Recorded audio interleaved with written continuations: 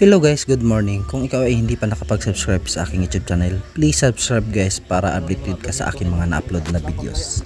Okay yung Coke tsaka JD, minimix ko ikaw bro kasi lazy, dinidis ko ngayon.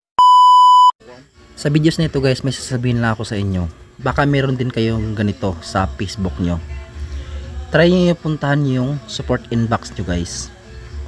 Baka di mo alam, may mga alerts ka na pala. Ito guys, kung makita nyo support inbox, click natin yan. Kung makikita nyo naman guys sa support inbox ko, may your alerts ako, 7. At pag na-click ko yung your alerts guys, ito yung lumalabas. Dito mo makikita kung may alerts ka or violation. Yan guys, tingnan nyo yung sa inyo, baka meron din kayo nito. Dahil itong unang alerts ko guys, sa stories ko lang yan. Ito, i-click natin. Naka-copyright po ako dito dahil sa music. Gumagamit ako ng music background sa stories ko. Ayan guys oh. Kaya yung ginawa ko, di ako nag-accept changes. Ni-remove ko na yung video niyan. Yun na lang ginawa ko guys para mawala yung alerts ko dito. Ayan, your video was removed. At doon naman sa pangalawa kong alerts guys, nag-submit dispute ako. Dahil yung reels na iyon, ito guys kung makikita nyo, may 55 stars ako dito kung di ako nagkakamali. Sayang naman baka mawala yung stars na sinisend ng mga supporters ko.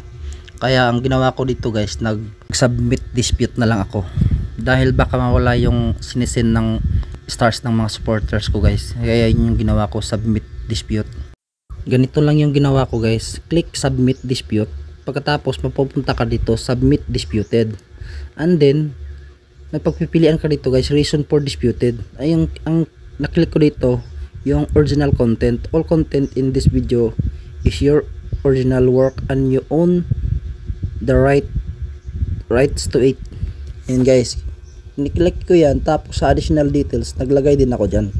Yung sa akin sinulat ko dyan, di ko alam kung tama ba yung pagkasulat sa English ko. Basta yun na lang, basta may add details lang ako. Pagkatapos guys, submit. Ganun lang guys. At yung ibang alerts ko naman guys, dinilit ko yun dahil gumagamit ako ng music dito, kaya ako na-copyright. Kaya guys, kung kayo mag-upload ng reels or stories nyo sa Facebook, wag na kayong gumamit ng music dahil kahit sa stories pa yan, pwede kayong makopyright. Mas mabuti na kung mag-upload ka man sa stories nyo guys, wag nyo nang lagyan ng music dahil pwede kang makopyright dyan. Hindi natin alam. At saka yung sa reels naman guys, wag na kayong gumamit ng music sa Facebook dahil makaka-copyright ka talaga dyan. Dahil pag na-monetize ka sa Facebook reels, hahanapan ka ng Facebook para lang magka-violation ka. Maniwala kahit sa hindi guys, totoo itong mga sinabi ko dahil napaka stricto ng meta ngayon. Kaya mas mabuti pa original content mo na lang yung i-upload mo para iwas violation tayo. At yun lang guys, sana may natutunan kayo sa videos kong ito ngayon. At huwag kalimutang i-subscribe yung ating YouTube channel guys para updated ka sa aking mga na-upload na videos. Thank you guys.